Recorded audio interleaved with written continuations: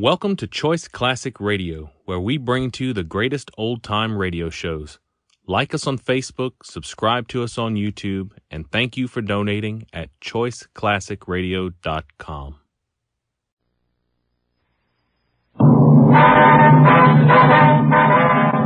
Sound off for Chesterfield. Chesterfield is best for you. First cigarette with premium quality in both regular and king size. Chesterfield brings you Dragnet.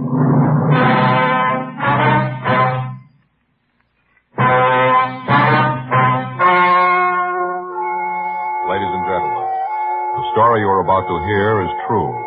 The names have been changed to protect the innocent.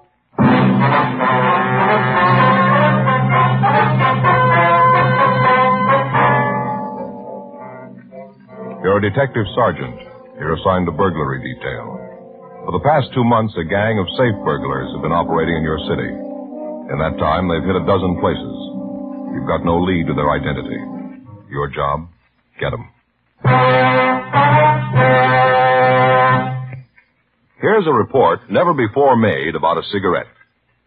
Smoked day after day by a group of people smoking from 10 to 40 cigarettes a day for a full year. Here's Chesterfield's record. A medical specialist giving this group thorough examinations every 2 months for a full year reports no adverse effects to their nose, throat, and sinuses from smoking Chesterfields. Don't you want to try a cigarette with a record like that?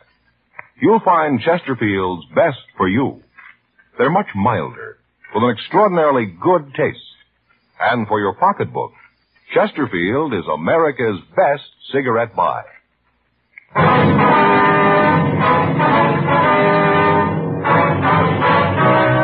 Dragnet, the documented drama of an actual crime. For the next 30 minutes, in cooperation with the Los Angeles Police Department, you will travel step by step on the side of the law through an actual case transcribed from official police files. From beginning to end, from crime to punishment, Dragnet is the story of your police force in action.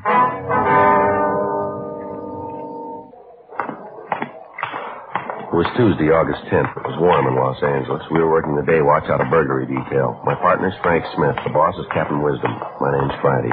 We were on the way back from lunch, and it was 1:17 p.m. when we got to room 45. Burglary. Joe, you got any stomach pills? No, I haven't. You got trouble again? Yeah. I don't know why I always do when we have lunch at Sal's. Must be that cheesecake, Joe. It happens every time. Well, maybe if you just stick to one piece, huh? And the way Rosie makes it, you can't stop there. You know, that Sal could make a fortune if he'd realize it. What do you mean? Well, you know how in some places they have a little bowl of mints by the cash register? Yeah. Well, if Sal would put a bowl of stomach pills, he could clean up. Yeah, sure. Anything in the book? I'll take a look. How about it? Yeah. There's a call here from Ernie. Our informant? Yeah. Says he wants to see us this afternoon. Say what it's about? No, it just says to meet him at that coffee place over on 7. Sure hope he can come up with something we could use it. Yeah. Been taking a lot on this one, haven't we? Yeah. The way the papers talk, you'd think we were in with the thieves. Well, from where they sit, it probably looks that way. We sure haven't been able to stop them. Yeah. You hear anything more on that last run from the stats office? Yeah, nothing. They've run the MO over and over. We can't make it. I saw the skipper this morning. He's sore, too. Yeah, it figures they're leaning on him, too. Well, there's got to be a break somewhere along the line. Their luck can't hold out forever. Maybe they don't know that. Did you check the FI cards from last night? Yeah, they're doing it now. They might come up with something. How about Rubles and Toll? You heard from them yet? No, they're running down that report from the liquor store owner. Doesn't look like it's going anywhere either. I'll get it. Right. Burglary, Smith. Oh, yeah, did you find anything? Uh-huh. Where was that? Uh-huh. How do you spell that last name? S-O-N? Right. Okay, thanks.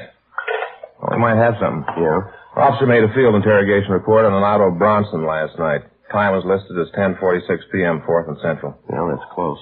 The last heist was at 7th and Central at approximately 11 p.m. Well, how does Bronson fit in? Well, they checked him out. He's got a record. Yeah. Burglary. 1:35 p.m. Frank and I checked the name Otto Bronson through R&I. We found that he had an arrest record dating back 10 years. He'd been picked up 3 times on suspicion of violation of Section 459 PC. He'd been convicted once and had served time at San Quentin. He He'd been released 4 months before he served his full term and was not on parole. We got his last known address from his ex-convict registration, and we drove out to see him. The address listed was a rooming house on Alexandria Street. We talked to the landlady, but she could tell us nothing about him. She said that he'd moved in about 4 months before, and in that time she'd seen very little of him. He didn't eat at the house, but he took his meals outside. She was unable to tell us what time Bronson had come home the night before. He was registered in room 2B. Frank and I went up and knocked on the door. Yeah? You Otto Bronson? Yeah, what about it? Police officers would like to talk to you. Okay, go ahead. Might be better if we talked inside, huh? Well, maybe I don't want any cops in my place. No, we can talk downtown. Go on in. All right, what's it all about? What if you could tell us where you were last night? Why? We'd like to know. Let's see, I went downtown, had dinner, met some friends, had a few drinks, and came home. What time did you get home? Oh, maybe about 8, around in there. We got word you were seen downtown at 10:46. How about it? Maybe my watch stopped. Were you downtown? Oh, you guys know all the answers. You tell me. All right, mister, get your hat. Why? Let's go downtown. All right. So I was there. What's that prove? Why'd you lie about it? I didn't lie. I told you. My watch stopped. Yeah, according to the FI report, you were stopped on the corner of 4th and Central. Is that right? I don't know. I guess so. Why? What were you doing there? I was on my way home. From where? Like I told you, I had a couple of drinks with some friends of mine and came right home. Mm-hmm. Where'd you meet these friends of yours? Bar down Central. Which bar? I don't know the address. I can show you if you gotta know. Who were the friends? Look, I don't like any of this. You guys coming here and asking all these questions. What's it all The about? liquor store safe was burglarized near 7th and Central last night. You look good for the job. Oh, it's sure true. What's that? Old saying up at the joint. Do a little time, and you'll have every cop in the world on your back at one time or another. How long you lived here, Bronson? Couple of months. That's the closet over here? You stay away from there. There isn't anything in there that matters to you. Then you shouldn't mind if we take a look. Now, just keep your hands off of my stuff, huh? If you haven't done anything, you got nothing to worry about, have you? It isn't what I've done. It's what you guys are going to say I did. How about this, Bronson? That's mine. Hey, now, look, you got no right to go... See what's in it, Frank. Yeah.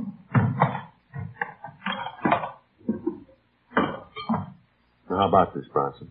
I never saw this before in my life. It's a frame you guys are trying to tie onto me. Well, it won't work, cops, and you know it won't. How do you explain these to us? I don't have to. It belonged to a friend. He asked me to take care of him. How about this, Bronson? Can't see, Joe. What is it? Cutting torch. Looks like it's been used lately. 2:15 p.m. We searched the suspect's room. We found nothing further that would tie him in with the burglaries. We talked to the other people in the boarding house, but they couldn't give us any further information. They were unable to tell us if Bronson had any friends, and the landlady told us that he hadn't gotten any mail since he'd been there.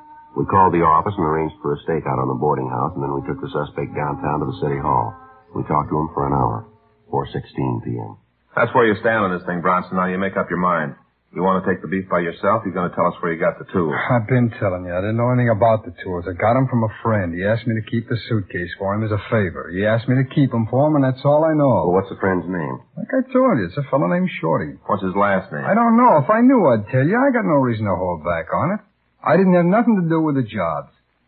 Otto, we were talking to you about one burglary. What do you mean by jobs? Well, just the way you guys talk, I figured there was more than one. You know what we're talking about. I don't. I'm telling you the truth. I don't. When'd you last see this Shorty? When he gave me the suitcase. When was that? Week, maybe 10 days ago. Where'd you see him? In a bar down on 7th. And he just gave you this suitcase, asked you to take care of it for him? Is that what you expect us to believe? That's the truth. Well, that's kind of hard to I buy. can't help that. That's the way it happened. Well, your friend sure left you in a good fix, didn't he? What do you mean? Well, it looks like you're going to have to go this route by yourself. How do you figure that? You got the tools, you got a record. You were in the vicinity just before the safe was burned. You look real good for it. I ain't going to take it alone. Well, you haven't got much choice. Well, what happens if I help you get the rest of them? It'll be marked down that way. Is that all you can do? That's all. How much if I help you break the gang? That's all we can do. Well, one thing you got to understand. What's that? I had nothing to do with the jobs myself. I just heard a few rumbles. You got to know I wasn't in on it. What have you heard? Well, there's 3 guys. They're from the east. They've been working out here about 6 weeks. Real heavy fellas. Who are they? I don't know. The only one I ever saw was Shorty, and I'm not too sure he's in on it. You know where we can pick him up? No, like I said, I just heard a few rumbles. All right, how about this Shorty? Has he got a record?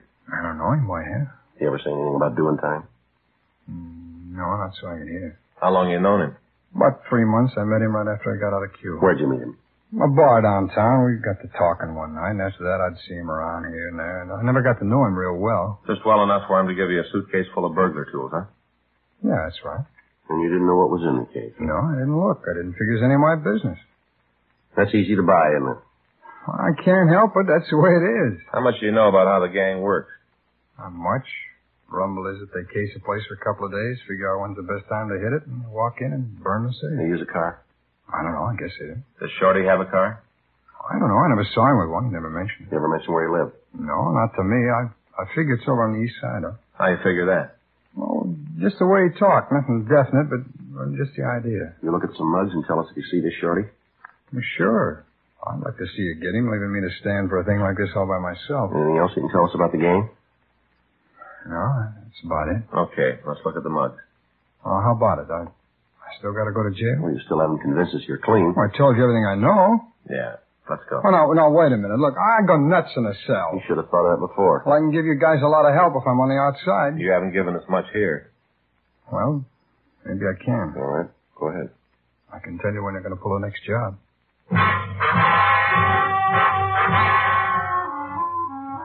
We continued to talk to Otto Bronson. He told us that he'd heard the gang was planning to rob the safe of a large chain grocery store in the southern part of the city. He gave us the date and the time that the operation was expected to take place, but he was unable to give us the exact details of how the burglary would be committed. The suspect couldn't tell us whether a car would be used or how the store would be approached. He was unable to give us a description of the other two men in the operation, but he did give us a description of Shorty. We ran the name through the moniker file in R&I. We got back 285 possibles and had the mugshots on the suspects pulled. These were shown to Bronson, but he failed to make an identification. We showed him our mug files on known burglary suspects, but he again failed to come up with an identification. The burglary tools were booked as evidence, and then Frank and I talked with Captain Wisdom. It was agreed that it might be better to release Bronson and have him followed. 8:31 p.m.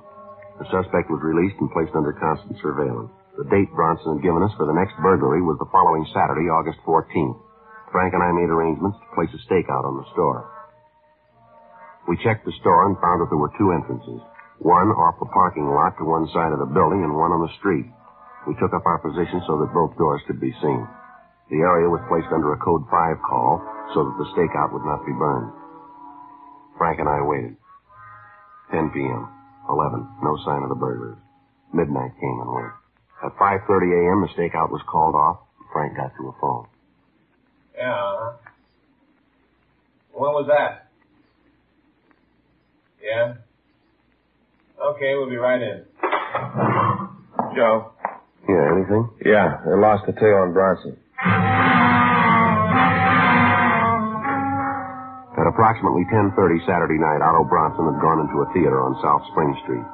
The officer following had entered, but had lost the suspect in the darkness.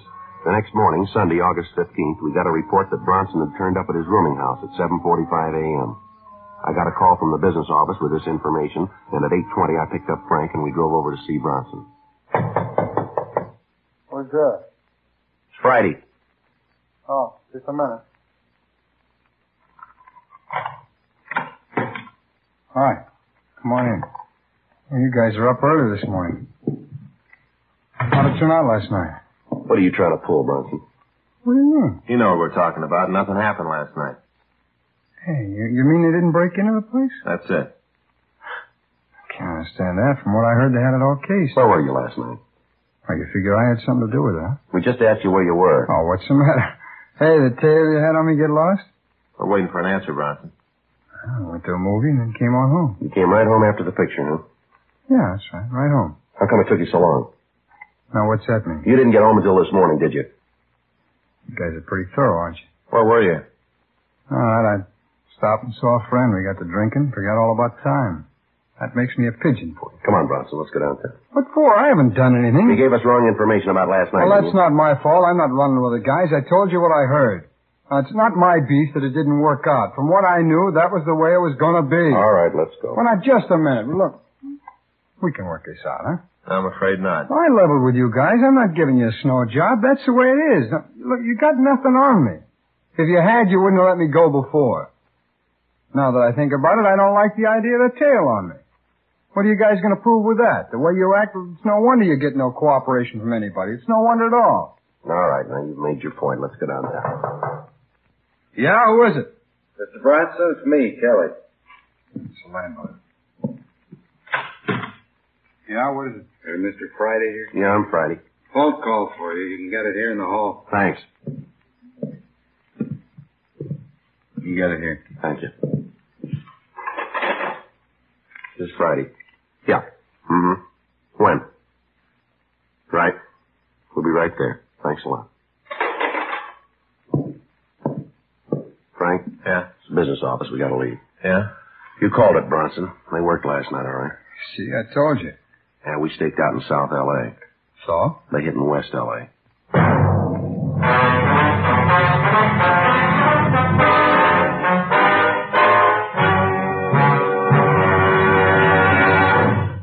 You are listening to Dragnet, the authentic story of your police force in action.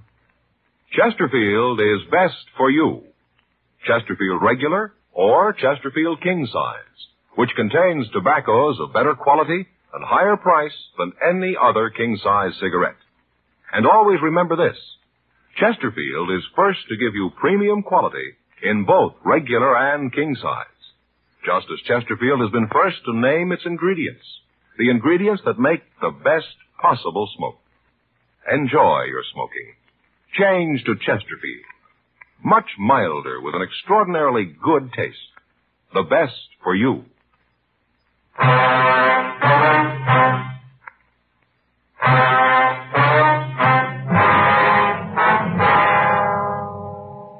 A.m. Frank and I contacted the West Los Angeles detectives and drove out to the scene of the latest burglary. It was a large chain grocery store. The thieves had burned into the safe, and the M.O. was the same as in the other burglaries. All the contents of the safe worth anything had been removed.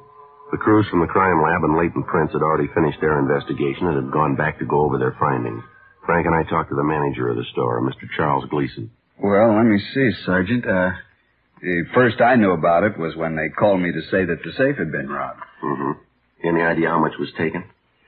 Well, I'd just be guessing with the officers working around here. I didn't get a chance to check it yet, but I'd say about $5,000 or $6,000.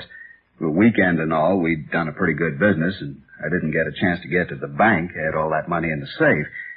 Of course, I'll have to check the books to tell you exactly how much they took, but like I said, it was probably $5,000 or $6,000. Do you have a burglar alarm system in the store, Mr. Gleason? I beg your pardon? I said, do you have a burglar alarm system in the store?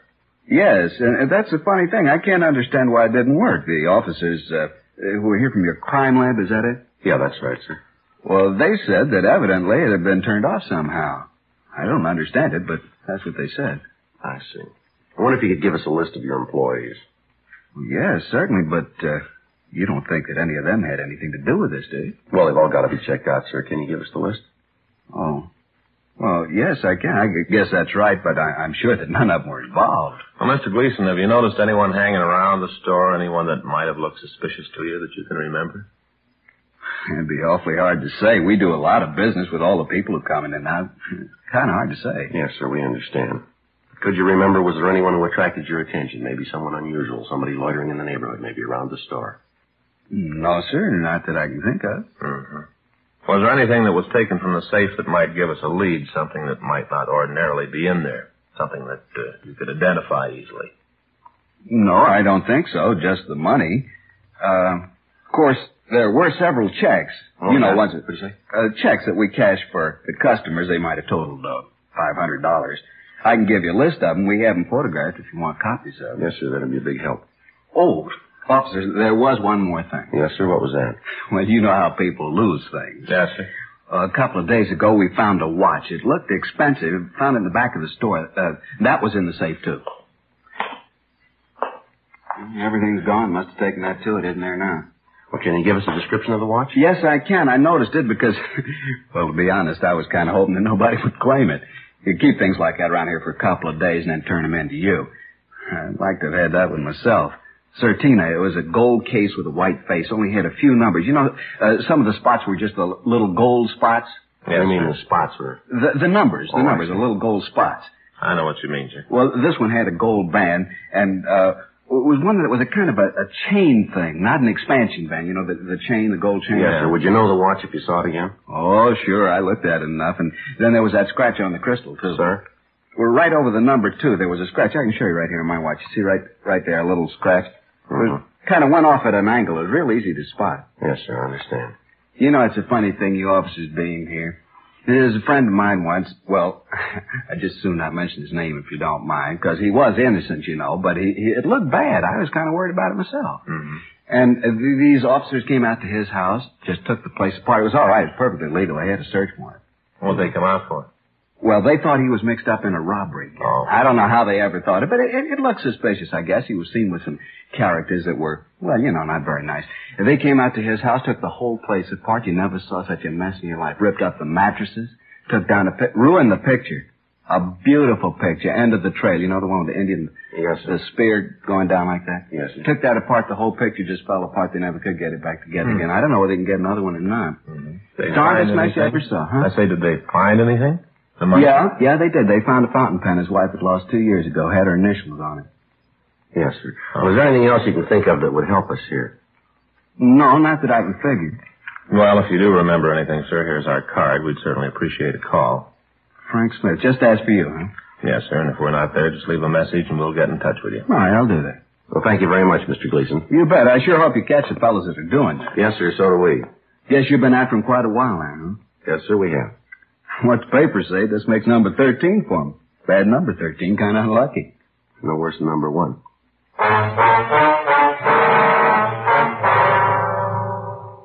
Frank and I went back to the city hall and completed our crime report. We contacted the crime lab and latent prints and found that they'd come up with no physical evidence at the scene. From the M.O., it could be definitely established that they were the same suspects we were after. We obtained a list of the employees of the store and checked them out. We came up with no new leads. A list of the checks that had been taken from the safe were given to forgery detail. Frank and I went to Otto Bronson's rooming house and brought him down to the city hall for questioning. You know, maybe if you guys had spent a little more time doing your job and less time bothering me, you'd end up catching those fellas. Don't worry about it, Bronson. We'll get them. We'd like to go over what you did last night again. I told you once. Tell us again, will you? All right. Like I said, I had dinner around 8, maybe 8:30. Where'd you eat? A place over on Springs. See anybody you knew? No, I don't think I did. Where'd you go then? I went to a movie, a place on 7th. See anybody you knew there? No. Well, then you'd have a tough time proving where you were, wouldn't you? Not all the way. You had a tail on me. Most of this you know already. All right. You What'd you do after you left the movie? I told you that. I went over to see a friend. Yeah, where's he live? A hotel on 5th. What's his name? Oh, look, I don't want to see him dragged into this. If he's clean, he's got nothing to worry about, huh? Yeah, sure, but you guys go over and talk to him. It's a lot of embarrassment for him, and I just don't want it. All right, let's go. Oh, no. You gonna book me? That's it. I told you what being in a cell does to me. You should have thought about that before. All right, I'll tell you who he is. Well, go ahead. His name's Anderson, Mark Anderson. He ever fallen? No, he's clean. Sure about that? Yeah. Now, I suppose you want to go over and talk to him, huh? Yeah, we'll get to it. You're still going to book me? We haven't any choice. Look, I told you what I know, Sergeant. I told you everything. I can't help it if I was wrong. Look, it's no crime to make a mistake, is it? I never read about no law that says you can't make a mistake. Well, why don't you tell us the truth about what you know about these burglaries, then? I told you. What you told us we can't buy. Well, that's tough, fella, but that's the way it is. Now, I told you what I know. There isn't any more. Now, if you want, go on. Check with Mark Anderson. He'll tell you I was with him all night. He'll tell you. I don't want no trouble, you guys. He'll tell you, and that's the truth. Really, I'm telling you the truth. Yeah, we've heard that before. 6:40 p.m. We booked Otto Bronson at the main jail on suspicion of burglary. Before he was put in his cell, we got the address of Mark Anderson. After we'd finished with the booking, Frank and I drove over to the hotel on 5th Street. Anderson was registered in room 812. The desk clerk told us that Anderson was in his room. He was unable to tell us much about Anderson because, as he explained, he'd only worked at the hotel for a week and hadn't seen much of him.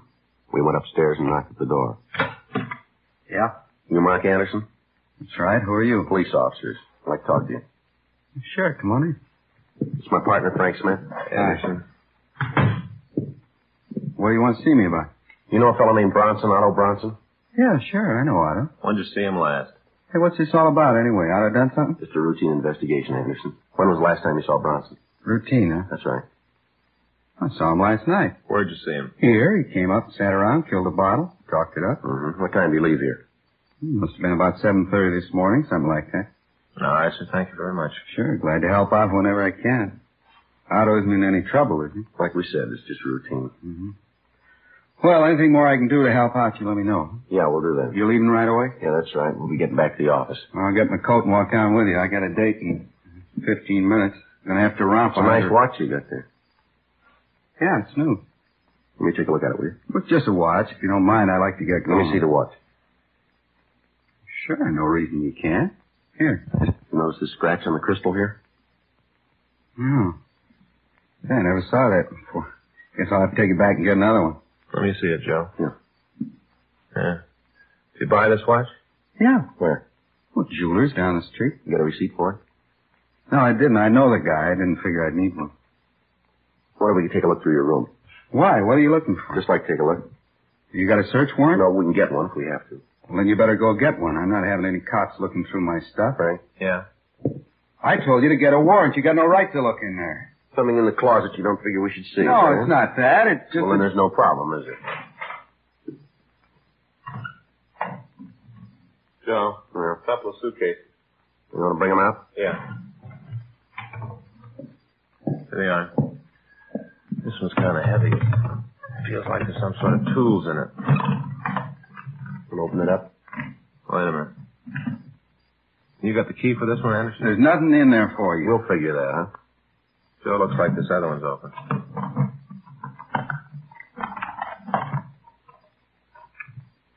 Now, about this, Anderson. Money here and these checks. Watch it, Joe. All right, Anderson. All right, come on, get up. Get up. I'll shake him, Joe. Yeah, he's clean. Stand still. All right, Anderson, let's go. Otto told you, didn't he? A lousy little sneak. He told you. I never did trust him. I kept telling Shorty. I kept telling him we shouldn't trust him. Who's Shorty? Shorty Miller. Want to tell us where we can find him? Sure, I got nothing to lose. Lousy little Otto. Just the three of you in on the job? Yeah, that's all. Otto, Shorty, and me, just the three of us. Him and his big ideas. How he had it all fixed up when you tagged him. How he was going to get us in the clear. Don't worry, he said. He'd take care of everything. Lousy liar. He'd fix it for us. That's real funny. Shouldn't be. What? He fixed it.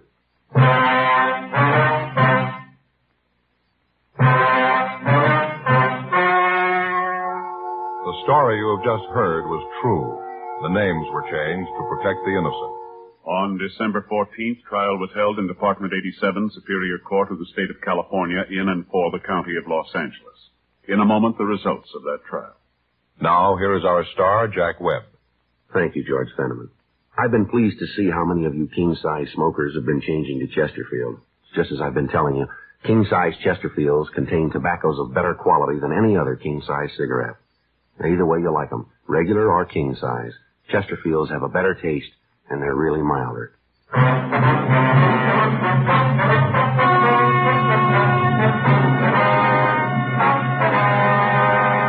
Otto N. Bronson, Mark A. Anderson, and Samuel R. Miller were tried and found guilty of 9 counts of burglary with explosives. They received sentence as prescribed by law. Burglary with explosives is punishable by imprisonment in the state penitentiary for a period of not less than 10, nor more than 40 years. You have just heard Dragnet, a series of authentic cases from official files. Technical advice comes from the Office of Chief of Police W.H. Parker, Los Angeles Police Department. Technical advisors Captain Jack Donahoe, Sergeant Marty Wynn, Sergeant Vance Brasher. Heard tonight were Ben Alexander, Vic Perrin, Stacey Harris. Script by John Robinson. Music by Walter Schumann. Hal Gibney speaking. For a million laughs, tune in Chesterfield's Martin and Lewis show Tuesday on this same NBC station. And sound off for Chesterfield. Either regular or king size, you'll find premium quality Chesterfields much milder. Chesterfield is best for you. Chesterfield has brought you Dragnet, transcribed from Los Angeles. Ladies and gentlemen, wherever and whenever people need help, the Red Cross answers the call. When a flood-stricken family needs shelter, when a crippled child must learn to walk and play, and when a wounded soldier needs blood, the Red Cross is always there.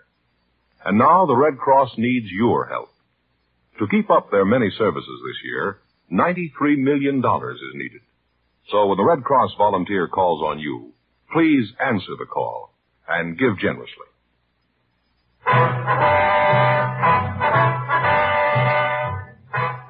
Tonight, it's Adventure with Barry Craig on NBC.